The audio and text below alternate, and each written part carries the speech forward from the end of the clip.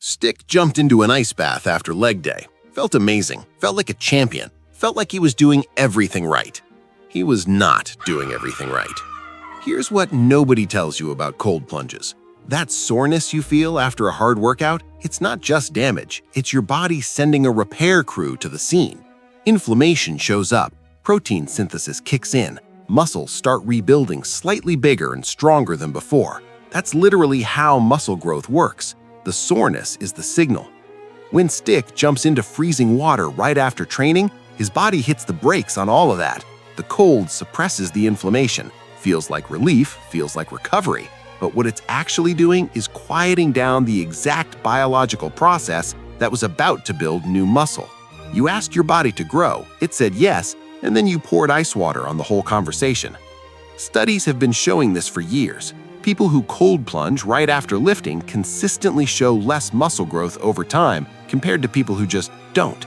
Same training, same nutrition, less gains just because of the timing.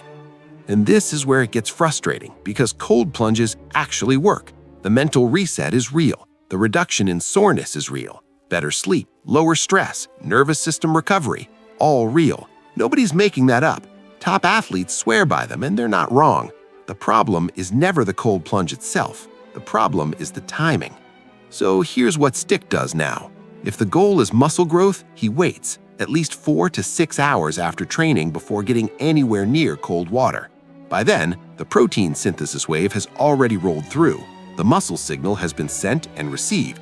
Now the cold can do its job, reduce soreness, calm the nervous system, help Stick sleep without canceling out what the workout started. On rest days, cold plunges are basically free. No training signal to interrupt, no protein synthesis to suppress. Stick gets in the water, gets all the benefits, and walks out feeling like a different person. And if you train twice a day, or if you just absolutely cannot wait, cold water on the legs only, not a full body plunge, limits the hormonal interference without giving up the local recovery. Not perfect, but a reasonable middle ground.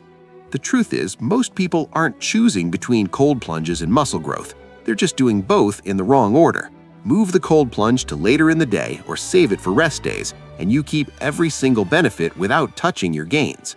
Stick learned this the hard way. Months of perfect training, perfect nutrition, and slightly disappointing results because he was icing down his own progress every afternoon. Don't be that stick figure. Train hard, let the body do its thing, and plunge smart. That's the whole protocol.